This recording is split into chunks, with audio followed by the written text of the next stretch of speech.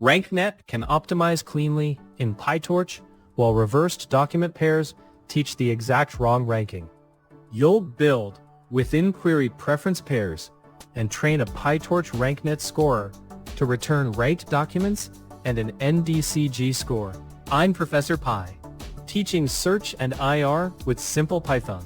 Search results often begin with a fast retrieval step, then a smaller scoring model decides the final order. That final order matters. A useful document in position 1 can save a click, while the same document near the bottom may never be seen. RankNet learns from a simple signal. For one query, this document should rank above that document. It does not need to guess an exact relevance number. It only needs to push better documents above weaker ones. But pair order is critical. If the weaker document is placed on the winning side, the model learns the opposite preference. We will use judged documents from the same query, build clean preference examples, and train a compact PyTorch scorer. The model receives matching features and produces one score per document. Higher scores should mean better placement in the result list. Quick note: this code is designed to teach the core idea clearly. Library versions and local setups can vary, so check the official docs if your setup behaves differently.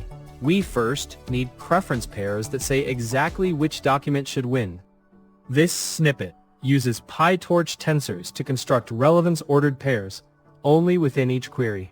The data holds QID values, relevance judgments, and X features, where X can represent compact lexical and neural matching features. The comprehension checks every possible document combination, but keeps I as preferred only when both documents share the same QID and rel at I is greater than rel at j.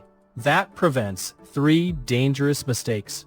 It excludes cross-query comparisons, places the higher relevance document on the left, and skips tied judgments because a tie is not a strict preference. The output reports 6 valid pairs and 0 cross-query pairs. That invariant protects every training step that follows. Now that every pair has a valid winner, we need a scorer whose score difference captures that preference. This example defines a PyTorch nn.Linear scorer and applies nn.BCEWithLogitsLoss to score differences. The model maps each document feature row to one raw score. It begins with deliberately backward weights, and base scores exposes that bad starting order. For each training pair, gap is always the preferred document score minus the non-preferred document score. That direction matters, because a reversed pair silently teaches the model to rank badly. Torch.ones like gap says every left side document should win.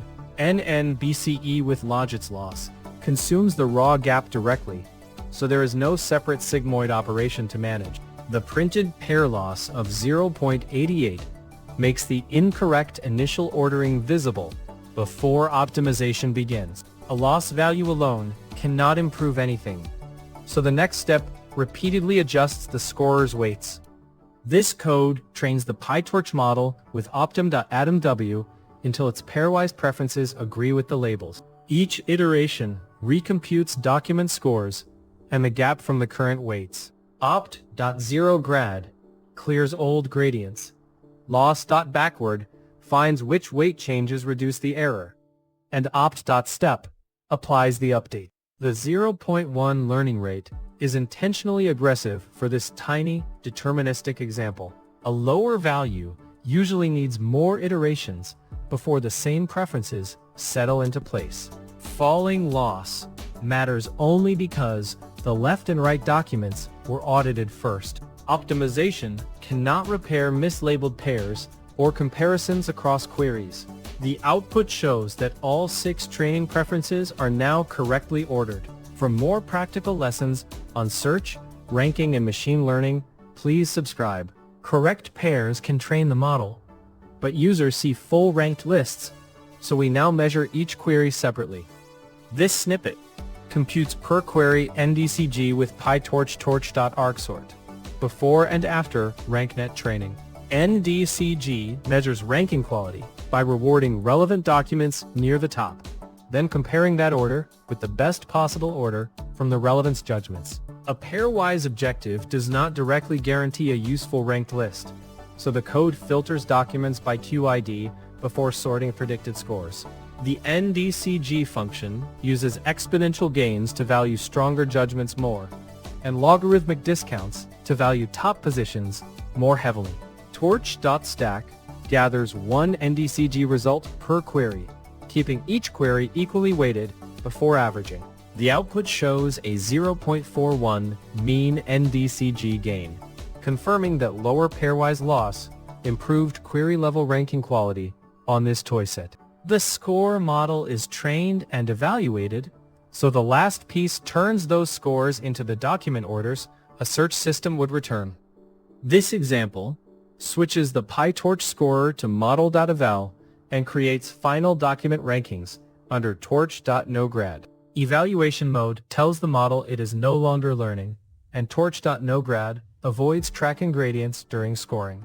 The code still respects query boundaries by filtering each QID independently before torch.arcsort orders that query's candidate IDs. Rankings keeps the complete order rather than only selecting a top document. Top.rel then checks the judged relevance of each leading item without mixing documents across queries. The visible output shows documents 0 and 3 leading their respective rankings with relevance 2, completing a compact RankNet baseline from pair construction through inference. When you have many candidate documents per query, pair generation can grow quickly because every stronger document may be compared with every weaker one. Teams often sample useful pairs instead, such as documents close in relevance or documents near the current ranking boundary. A pointwise model can be simpler when reliable numeric relevance labels exist, but RankNet is a strong fit when relative preferences are the signal you trust most. This example shows why the quality of the training pairs matters as much as the neural network. Keep comparisons inside each query, preserve the winning direction, and use a list-level metric such as NDCG to verify that pairwise learning improves the order people actually see. Try changing the learning rate and watch how many iterations the tiny scorer needs before all preferences are correct. Then compare the final NDCG results and see why a clean evaluation step catches problems that training loss can hide. Tell me in the comments whether you would like to cover pair sampling, larger ranking models, or offline search evaluation next. And subscribe for more clear Python lessons on search and machine learning.